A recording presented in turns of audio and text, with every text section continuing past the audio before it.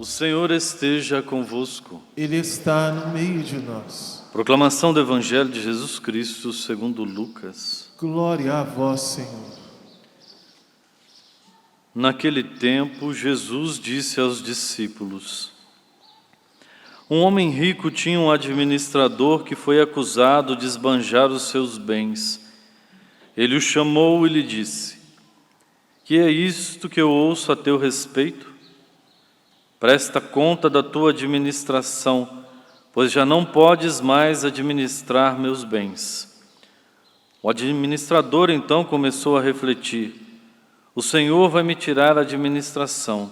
Que vou fazer? Para cavar não tenho forças, para mendigar tenho vergonha. Já sei o que fazer, para que alguém me receba em sua casa quando eu for afastado da administração. Então ele chamou cada um dos que estavam devendo o seu patrão e perguntou ao primeiro: Quanto deves ao meu patrão? Ele respondeu: 100 barris de óleo.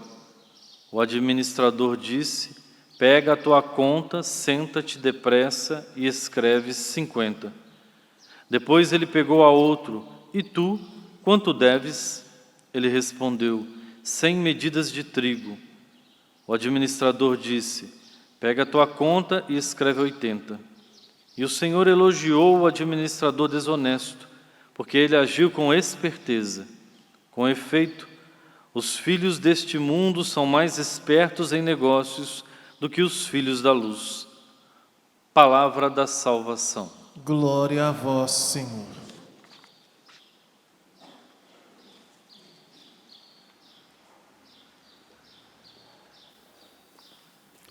Que as palavras do Santo Evangelho perdoem os nossos pecados. Meus queridos irmãos, como foi falado no início dessa celebração, nós estamos hoje fazendo memória de um grande santo chamado Magno, isto é, São Leão. Ele que convocou esse concílio de Calcedônia em 451, traz para nós essa certeza para o nosso coração. Deus, Jesus Cristo, é verdadeiramente homem, é verdadeiramente Deus. Foi isso que foi resolvido, contemplado nesse concílio de Calcedônia.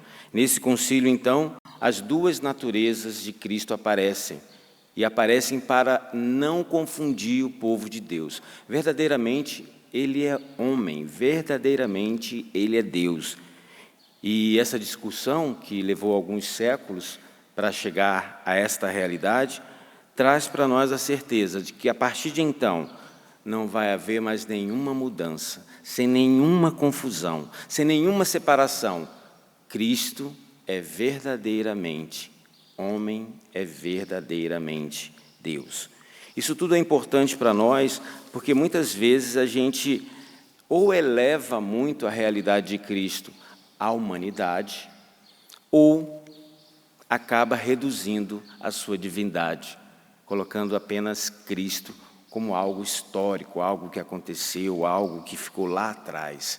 Para nós, os cristãos, e pela iluminação da igreja, isto é, os concílios, a doutrina e tudo aquilo que temos como nosso tesouro, Deus é verdadeiramente Deus.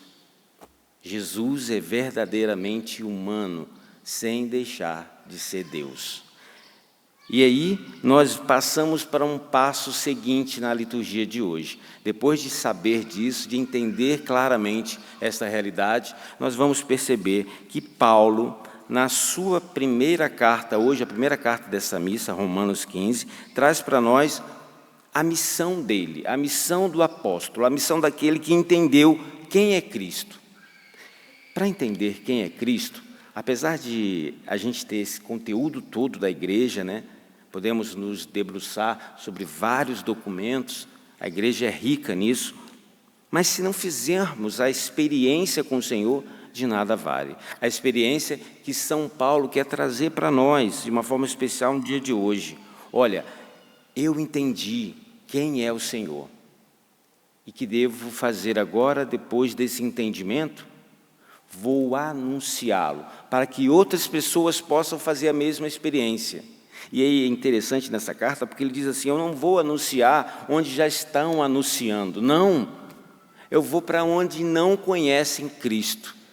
Eu penso que hoje, nós da comunidade Canção Nova queremos também anunciar o Evangelho, a pessoa de Jesus Cristo, as duas naturezas, e chegar aonde ainda exista qualquer tipo de dúvida com respeito à humanidade e à divindade desse nosso Senhor, dessa pessoa que nós encontramos e que queremos trazer para o fundo do nosso coração a experiência a cada dia, como diz o Monsenhor Jonas, a experiência no poder do Espírito Santo, mas mais ainda, levar essa mesma experiência, levar esse mesmo Cristo a tantas pessoas. O Evangelho de hoje traz uma parábola muito interessante para nós. É uma parábola de um administrador que se coloca ali numa condição um pouco desconfortável, Ele não sabe exatamente como realizar tudo quando já não tem mais de onde retirar o seu sustento. E aí ele pensa, bom, vamos lá, o que eu posso fazer? Claramente ele identifica o que ele não pode fazer. Mas nesta hora também, ele começa a perceber que existem algumas realidades que ele pode realizar. E aí ele vai. Interessante porque a gente imagina assim, nossa, parece que ao diminuir aquilo que a pessoa deve ao patrão, o administrador, parece que está burlando, está roubando, está agindo de uma forma inadequada. Pode até ser, mas eu imagino que, para além desse pensamento, nós podemos imaginar que ele tirou do lucro dele, naquele momento, para buscar um convívio pensando no futuro. A esperteza está justamente aí. Ele deixa de pensar naquela realidade presente para se colocar naquilo que poderia acontecer daqui a algum tempo. Isso faz com que a gente vá refletindo a questão do tempo. E como que nós estamos vivendo o nosso tempo? Porque se já entendemos quem é Cristo, se já queremos até proclamar esse nome para que outras pessoas possam fazer a mesma experiência, nós também precisamos administrar muito bem. O tempo que nós temos, ele é breve, Tem um filósofo, Bergson, ele diz assim que o tempo ele é processual. O tempo passa e tudo aquilo que está à mercê do tempo está numa linha de nascimento, vida e morte. Não sei se Bergson era cristão, mas ele estava certo nesse processo onde nós temos uma finitude de vida, todos nós temos.